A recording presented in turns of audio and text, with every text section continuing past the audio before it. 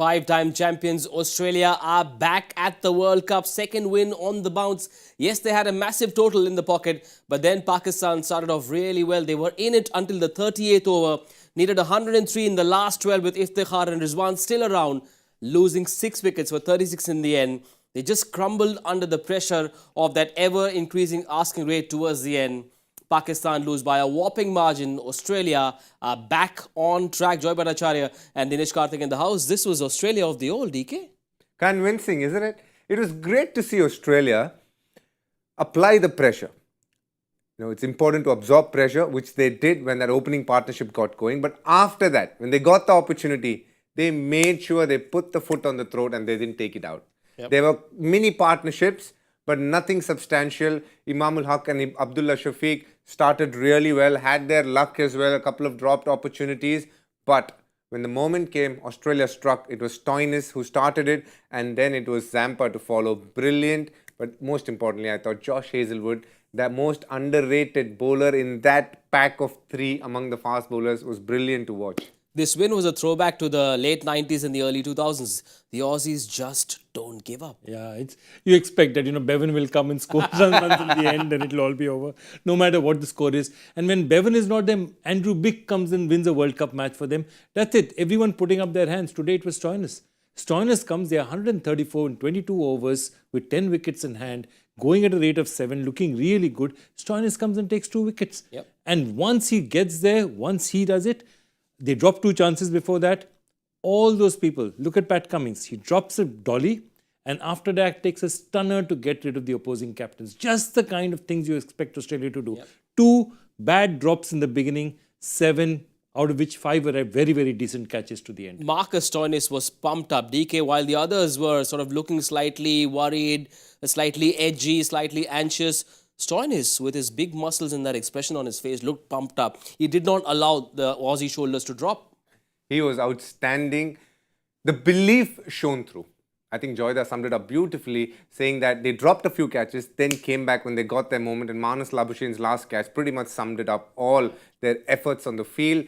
Stoinis with the ball, the last person you would expect to pick up a wicket. We're talking about Hazlewood, Cummins, Starc, Zampa, add Maxwell in. They're 5 good bowlers, and then there's Stoinis who comes and picks a wicket. And what does he do? He picks another one. Yeah. And that has been the story of Australia in this match. The resilience that they had and the belief of holding pressure.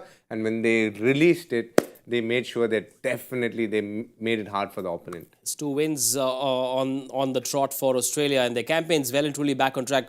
You need a character like Stoinis in the side. Regardless of what game it is, semi-final, league game, batting first, bowling first, doesn't matter. You need someone like him in the side. No, that's the thing about Australia always. When they have won consistently, they've had strong characters. Often strong characters who didn't even like each other. Yeah. Like you take Steve Vaughan, Shane Warne. They never liked each other. But when they had to get together, the business of getting Australia across the line, they always did. Yep. So you have a Stoinis out here. Just before that, it's a David Warner. And I think you made an important point. It was about the opening partnerships. No matter how well the Pakistanis did, they were outbatted at the opening, right? Outstandingly true. Because the difference was both teams got the luck in the start. They dropped catches. They had partnerships. Australia got 160 and 120 from Warner and Marsh. On the other hand, it was a 60 and 70. And I think that pretty much sums up what this game was all about. Adam Zampa, another 4-wicket haul for a man who was, everyone thought it's a tough ground to bowl on. Clearly it is. But 2 back-to-back 4-wicket hauls, looks like he's found his rhythm. How will Ravi Shastri say it? He's got the ticker, doesn't he? He has, doesn't he? I mean, look, we got to understand that here is a man who picked up 4 wickets last game. Coming into this game, smaller ground. We have seen the likes of Yuzvendra Chahal do well in this ground. But what was beautiful for me when I looked at it from a technical point of view was how well the ball was coming out of his hand. Cocked wrist, the number of revolutions, hits the pitch, skids on. Batsman beaten for pace in trying to play back foot shots. That sums up Zampa for you. He was fuller in the first 2 matches. He's pulled his length back. He's got the speed back off the pitch. Well, he's got the wickets too. And when Zampa does well, Australia does well. So just asking you on that, is the fact that there was dew on the ground, so turn may be difficult, the ball skidding on. Does that influence your bowler as to what kind of lengths you want to bowl? That's the reason why wrist spinners are so good these days. Imagine you standing to a Mohammad Nawaz. You can definitely take him down because you know, A, the ball is only going to turn one way, or at max, he'll keep coming straight at you. With Zampa, because he has the leg spin and the googly, add to the fact that he's bowling slightly quicker and further away, it becomes really hard. And that's what makes wrist spinners so special in today's game, in white ball cricket. And he had the guts to bowl at batters who could take the game away. Babar Azam and Iftikhar were the two batters who could have really scripted a historic win chasing in this match. But for him to get those two, it just seemed like that. Those were the two moments that sort of took the match away, took that chase away, and just sucked the life out of this chase. Look, I think Babar is under a little bit of pressure. You can just feel it when he is batting in a bit of a hurry. It's not the Babar that we know. He is a game changer, match winner. And today he was playing shots more than he should have. That wasn't a shot where you could have hit over the mid-wicket fielder. The ball was skidding on. You could have just tapped it for a single. He has so many good shots. As soon as he came, he played the pull for a boundary, a lovely flick. He's able to convert good balls of fast bowlers. Spinners he might not be as good against the spinners, and understandably so. But the beauty is, a lot of other players in other teams understand that and have found a way to get runs with that. Babar, because he's the leader, there's so much going on between the years. I think he's feeling the pressure. But yes, to answer your question, Zampa taking those 2 wickets. We keep speaking about Pakistan and the big wickets. Those two were the key ones, and he got both of them. Yes, 50 overs of this format. Every over in itself, DK, is an event. And for Josh Hazlewood to control 10 of those and bowl a miserly 10-over spell, it's something that perhaps didn't allow Pakistan to run away with this chase. Yes, they kept themselves in the game, but 10 overs, 37, great day at work. My teammate at RCB, I'm so happy for him. 10 overs, 1 for 37, Joyda, in these conditions, in this ground, the heavy ball as they call it. Yeah, absolutely. Heavy ball, and just look at that report card. You know, if you're a student, you're looking out there, 8.12, 8.27, 5.3, 8, 3.7. It is unbelievable. I mean, what he's done. And his accuracy up front, as I said, if they started getting runs, you look at that 37, look at it in the perspective of, has he given in his first spell, had he given 20 more runs? Yep. Pakistan would have been 130 or 55 for no loss. Yep. It is a totally different situation. So the amount of pressure that he has taken off the Australians by bowling with the way he did is absolutely amazing. I just want to go back one more to, we're talking about Zampa. I thought actually just as much crucial, given his form right now, was Rizwan. Yeah. Rizwan was a very important wicket for them, batting at 46. The only batsman among them today in Pakistan who's looking in form, and he got him. And again, that same flipper you're talking about just trapped him in the right. Brave review as well, that one on Zampa, hitting the flap first. Yes, that was a classical dismissal of a bowler who's in rhythm. The ball pitches, you pick the length, you know it's slightly short, you go for the cut, but the ball skids onto you. Yesteryears, you'll get away. Pre-DRS, you're safe there. No umpire is picking that. But today with the DRS, the moment they showed the side angle, you're gone for all money. Well, the DRS wasn't available for a while during that match, which is why there was this slight stoppage in play. But once again, on Josh Hazlewood, very McGrath-like in his approach, discipline the key virtue. I'm very tempted to say he's a poor man's McGrath, but must say he's a quality bowler. Look, he bowls a heavy ball. You've got to understand, Pat Cummins and Josh Hazlewood are similar speeds, but very different to play. Pat Cummins hits the length consistently, needs a little bit of seam movement coming in and out, and he is a far better test bowler. Josh Hazlewood is very good in test cricket, but equally very potent with white ball because of what they call heavy balls. It hits the sticker of the bat a lot more than the other bowlers. Starc bowls fuller, always will go for runs. Josh Hazlewood is a man that they depend on to bowl economical spells. More often than not, you see that with Australia. If Josh Hazlewood goes for runs, you will see them always go a lot more than they should in that game. Would it be unfair to judge or arrive at a conclusion on Starc's form basis a bowling performance in Bengaluru, or is that a cause of concern for Australia? Look, he tried for swing. Joyda and I were sitting there and watching down the leg, which means he's looking for the LBW. He wants to get it on the stump. The moment Joyda saw 2 wides, he said he must be looking for the LBW. I mean, that's pretty much sums up what Mitchell Starc is all about. He was looking to get that LBW, finding a lot more swing. But what I liked about Starc is how he came back, kept attacking the batters. He went for runs today. He went more than 8 runs an over, which is going to be the case in a lot of the games. He's gone at 8.12, going to be the case. But what I liked was he's always looking to pick those wickets, and that's what you want from Mitchell Starc, to pick those wickets. Hazlewood will be the guy who contains runs. Maxwell will be the guy who contains runs. It's always Zampa and Starc who pick up the wickets. Joy, Zampa and Stoinis did the job for Australia, and he'll take the result, the captain, but his own bowling numbers, would he be worried? He looked pretty good in that last game against Sri Lanka. He came back. He got a couple of wickets at the end. He came back, and I think that's what he'll be looking at, saying that, whatever it is, I've got to fight my way through, because he doesn't have an option. And, when he caught that catch, when he took the catch of Babar Azam, you could see the way he was determined that I'm going to make this happen. And I think that's more important for his team than anything else, saying that, whatever the circumstances are, we'll find a way through. And again, what happened today was, because Stoinis bowled so well, got those 4-5 overs left, it left him with a lot of options. He could afford not to complete even somebody like a Starc. And that one thing is going to open up. If your sixth bowler starts giving you 4, 5, 6 overs, it makes a huge difference for the rest of the team. Yes, covers up for one of the main bowlers having an off day, which was the case with Starc and Cummins, at least in the first half of the match. Catching is another aspect that Australia will spend a lot of time on. I mean, they take a lot of pride in being a good catching, good fielding side. How many out of 10 for Australia? They started off poorly, dropped a couple of catches. They were very poor. By the lofty standards that they generally set, they were poor. A couple of catches dropped, simple ones at that. And throughout this game, that's been the case. Both teams dropping rather simple catches. For me, when I saw a stat which says Australia have been the least in terms of percentage of converting catches or taking catches or dropped catches, it tells you a story. Yeah, I think before this... Dropped 7, I think, last game. The previous match, and it was just not this World Cup, it was 23. They were holding on to some 66, 67%. So they were dropping 1 out of every 3 catches, which for Australia is a crazy number. And guess who was number 1? India, interestingly. And Netherlands follows, which tells me that they've been fielding really well. And we've seen that in Asia Cup, India were really ordinary on the field. Must admit, I think they've raised that part of their game as well. What could the reason be? Is it one of those things that happen, or is it something to do with Chinnaswamy? What is it?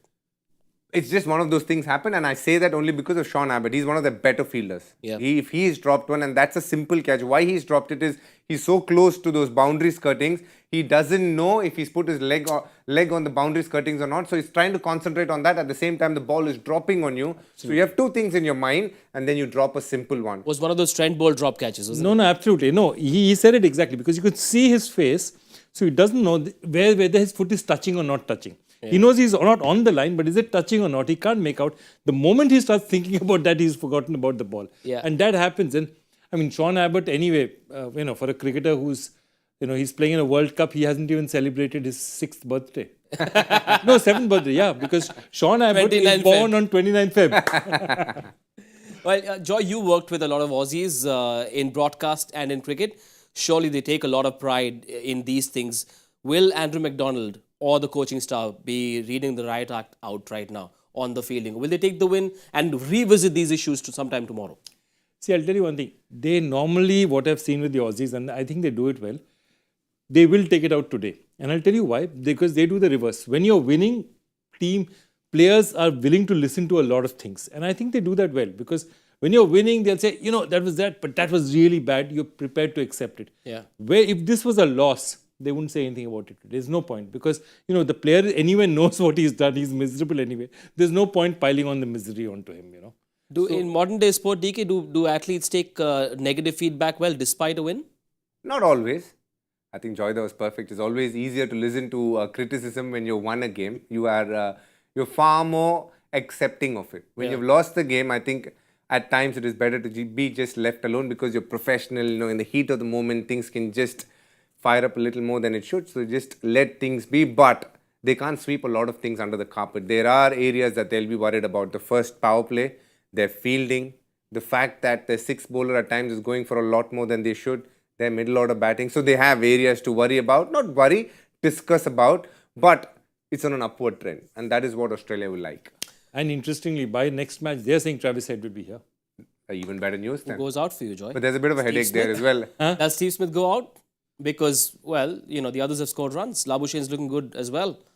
For me, honestly, Steve Smith goes out. Because you if can't- if this is the Australia we know, that nobody stays on reputation, you stay on form, then for me, Steve Smith goes out. Australia play their next game against the Netherlands on Wednesday, the 25th of October, on another batting paradise, that is Delhi. Let's look at this game now from Pakistan's perspective. Let's pull up that batting card and get Joy to tell us where Pakistan lost this match in the chase. Where did things just derail for them, Joy?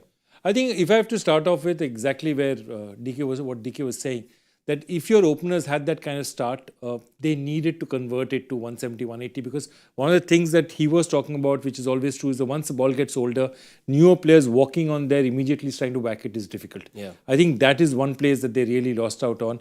And after that, again, all the other batsmen, look at that card, they all had starts. They couldn't convert starts. And I think that is a big problem. 18, 46, 30. You don't see guys getting out 0 or 3 in 5 balls, 10 balls. All of them have spent at least 2 overs, 3 overs in the crease. That's a problem. Could they have looked at or thought about sending Iftikhar Ahmed ahead of, instead of Saud Shakil? No, that's not the solution for it. I think Iftikhar Ahmed batted beautifully. In that middle order, I thought he was their best batsman, not even Rizwan. I thought he played some lovely shots, had the right intent. A touch unlucky because it was a really good ball.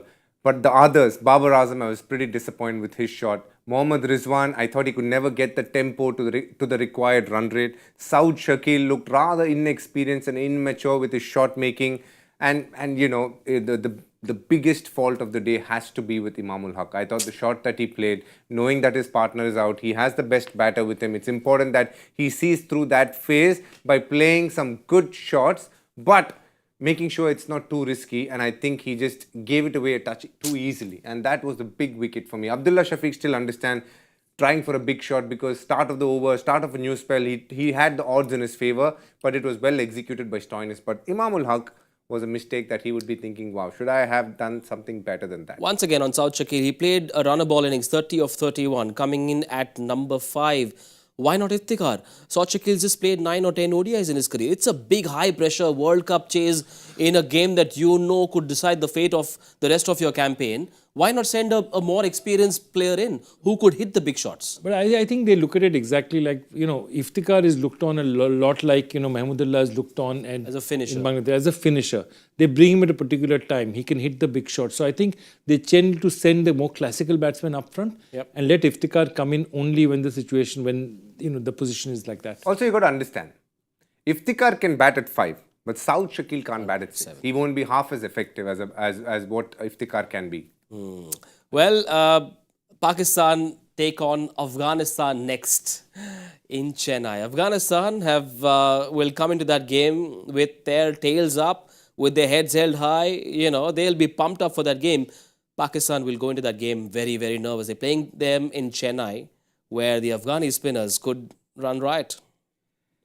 They are meeting a rather boisterous Afghani team. Yep. They have upset England, but then they have lost their next game. So they are not going to be flying like we could think. Pakistan, on the other hand, 2 defeats on the bounce to 2 good teams.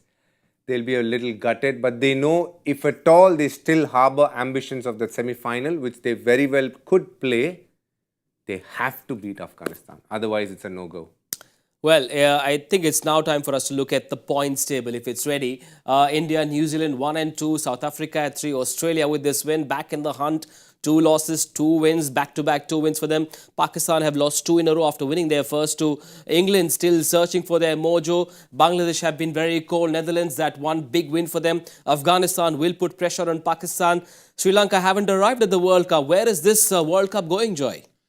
Sri Lanka, as I said, it's not that they don't have a dressing room right now. They have a casualty ward. The number of injuries that they've got. I mean, you can't blame them. Hasaranga goes out. Shanaka goes out. Your fast bowlers are going. Chamira is not there. Captain's gone back. Captain's gone back. People are flying in all the time. Now I think Angelo Matthews is joining the team As a travelling reserve, yes. Travelling reserve. And again, my problem with having Angelo Matthews as a travelling reserve is either you make, at this stage in his career, either you make Angelo Matthews captain and let him look after it, or you don't bring him. You cannot have an Angelo Matthews and keep him as a reserve because it just, gravity of the team changes totally. The dynamics in a team changes totally. DK, what do you make of that mid-table muddle? We can pull up that points table once again for you to take a look. I think it is a very cliched points table. the top 6 teams as expected and the bottom 4 fighting for, amongst themselves. We expected this top 6 to be there, and that's as expected. Maybe we expected a different order, and that could very well change as the tournament progresses. But it would be fair to say at the start of the tournament, this is the 6 and the 4 that we were looking at. Absolutely. Pakistan, how do they recover from these 2 losses, one against India, one against Australia? It's looking difficult because they've tried changes. They brought in Usama Mir, Shadab didn't play today, the runs not coming from Babar. So assume again, you look at it again, they will say, all these teams, you have to beat Sri Lanka, you have to beat Afghanistan, you have to beat Bangladesh, you have to beat Netherlands. That's the way you look at it. Those 4 wins, what New Zealand has done, pack away those and finish those off. Then what happens is, of the remaining teams, so now you've got 4 teams out of the way, there are 5, you're the 5th team, there are 5 other teams. Of those 5 teams, you have to take at least 2 or 3 of them down. So Pakistan play Afghanistan next, as I said. Then they go to Chennai. They remain in Chennai to play South Africa. Post which they take on Bangladesh in Kolkata. Then come New Zealand. And in their last game, they play England. So they have to. South Africa, England, New Zealand, they have to get at least 2 wins. That's the thing. Pakistan in out for you? Top 4? Out. Okay. That's the last word. Let's move on. Let's look ahead to the first game that will be played at the Wankhede Stadium in this World Cup. It's the defending champions, England, who will be taking on South Africa. Both teams will be coming into this game with their ego, their pride bruised. They've been shocked by 2 teams who were not fancied, who were not expected to beat them. England beaten by Afghanistan, and the Netherlands beat South Africa. So both teams will be putting on quite a show. Once again, a small ground DK. Great pitch to bat on, as always at the Wankhede. England, South Africa, who starts favourites for you? Wow. More than England, South Africa, I think the team that chases has the biggest advantage in Bombay. The team that wins the toss. Yeah, I think so, because there's plenty of dew right now. The change in the drop in weather from afternoon to evening is quite significant, so there will be dew. Yes, well, from an England point of view, Joe Root has been rather consistent. David Malan has got runs as well. But the big news is Ben Stokes will be available. How do you fit that man in, and changes that you would recommend, Joy, for this Wankhede pitch? See, I think the way they're looking at it, there's only one place he can go, because the way they look at their order, he either comes in for David Malan, who's got runs, and Harry Brook. Harry Brook is among the runs as well. Yeah, but you have no other option, because the way they play their team, they like to have that number of all-rounders that play. So Wokes and Curran play for them. For me, my problem is I think Curran is really out of form, which is one of their big problems, because they expect him to bowl up front and at the death, and he's just been terrible. They've not been able to allow him to complete his quota. Yep. And they must be wondering whether Moeen Ali should come back or not. But Moeen Ali, this is not the ground in which you bring back Moeen Ali. This is the ground where you play your seamers, definitely. So England are in the same position that Australia were before this win against Pakistan. Do they look at dropping Chris Wokes and bring in someone like a Gus Atkinson who bowls really quick, can clock 140? I think so. They will definitely make a change, or maybe 2 in the bowling department, because they have been going for a lot more than they should. So there will be a couple of changes. Yes, from South Africa's point of view, de Kock started the World Cup on a flying note with a couple of hundreds. But the problem with South Africa, Joy, is that the bowling has a few questions to answer. They struggle to get Netherlands out on this pitch, where England will really come hard at them. It's a long batting lineup. How do they resolve their bowling issues? Look, they are playing their best bowlers. At this point in time, I don't think that there's any really good bowler. Again, under these conditions, you wouldn't play the second spinner. You can't play Shamsi under these conditions. Though I don't actually mind Shamsi, but I think they'll go in for more fast bowlers than anything else. So, they tend to, when they play one spinner, they tend to play only Keshav Maharaj. He's their favoured spinner up front. I like Shamsi, but I don't see him playing tomorrow. I don't see any changes in the lineup, because Jansen is vital to them. They have a decent bowling attack. It just hasn't come good for them in the last couple of matches. I think they'll trust them and say that, let's go back to business as usual. Would they look at Lizard Williams, DK? No, definitely not Lizard Williams. He doesn't have any experience. They just have him in the squad. I'd be very surprised if they play him. But I think it'll be a toss-up between Jaral Coetzee and Tabraiz Shamsi. That's the only choice they have. And it could be one of them. And you will slightly tilt in favour of what Joyda said, simply because of the dew that's prevailing. So you might go the fast bowler way. But their bowling hasn't been great for sure. which team is hurting more? Both have come off shocking losses. Or not upsets, as Harsha Bugli says, contra results. Contra results. I love this contra results. But no, I think both of them are hurting in many ways. I think England are champions. I mean, you have to look at it from that way. You know, we were talking about the South Africans being a dangerous team, but South Africa really came into our consciousness when they smashed Australia. They totally smashed Australia. That's when they came to the party. But they are that kind of team. Which South Africa will wake up today, you don't know, you know. Is it the South Africa who lost to Netherlands, or is it the South Africa who made Australia look very, very, very ordinary? And that's my point. They're a quicksilver team. When they're on, they look really good. So if this for me also is one of those clashes which will define the semi-final spot. South Africa will be happy that this shocker came in the first half of the tournament and not closer to the semi-finals.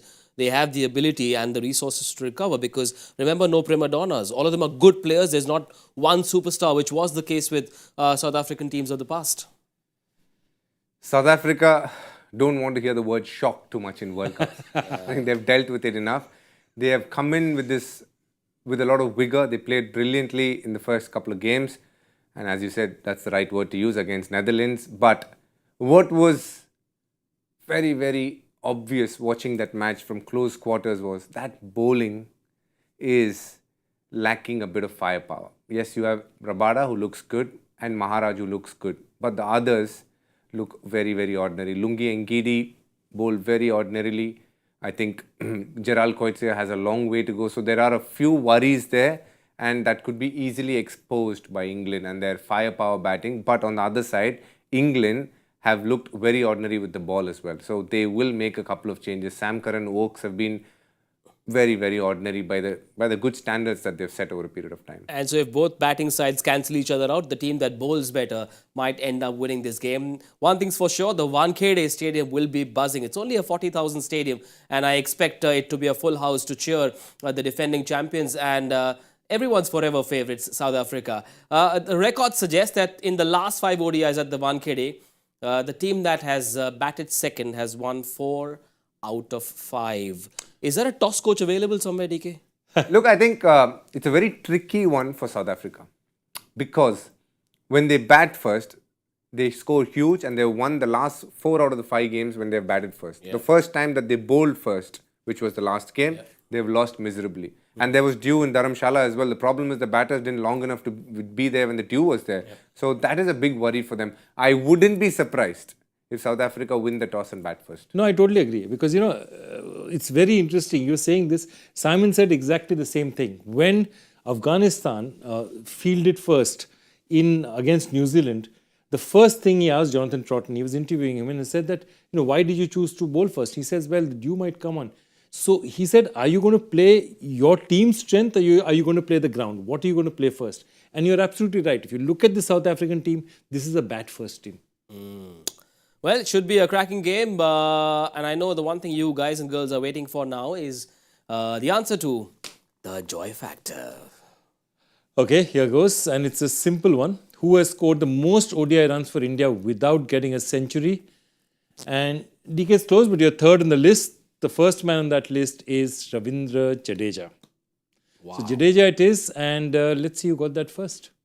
Yep, Jadeja is the answer. Let's quickly bring up the name of the winner of Joy Factor. I promise you no flying kisses. Just a thumbs up for Vijay Anaparthi. Vijay, well done on getting that one right. I looked up the names of those globally. Surprisingly, Misbah-ul Haq is at number 1 on that list. Misbah is number 1 on the list. Wasim Akram is second. 2. Moin Khan is third. Wow, 3 Pakistanis on that list. No hundreds. I forgot to ask you, players to watch out for. England, South Africa. Of course. England, South Africa. Players to watch out for. I'm saying Joss Butler has to come to this tournament. He's too good a batsman not to come to this tournament. For South Africa, for me, I think their key again is the bowling. If Rabada has a good game, they have a good chance. For me, for South Africa, Quinton de Kock. For England, wow, I'll watch Reece Topley. 6 foot tall, 6 foot 4. No, much among more. the wickets as I well. think he's about 6'7" or something. 6'7". Yeah, well, what do I know about tall people, heights, touchy topic. We're done for the day. Well done, Australia. Commiserations to Pakistan. We'll see if they recover from this rude shock that they've got from Australia. We're done for the day. Good night, everybody. See you at 1:30 tomorrow for our preview show to England, South Africa. Good night.